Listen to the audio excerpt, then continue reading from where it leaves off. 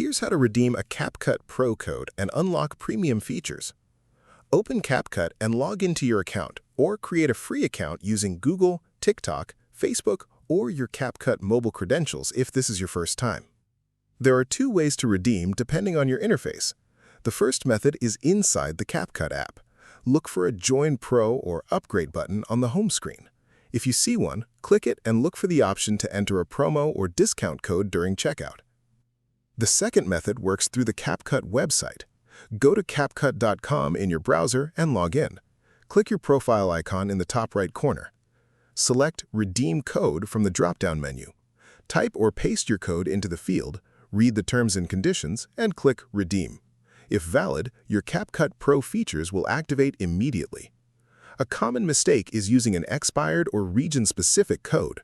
Codes are often tied to a specific country or promotion period, so always double-check the code is valid for your account region before trying it. If this helped you out, hit that subscribe button for more straight-to-the-point tutorials on step-by-click.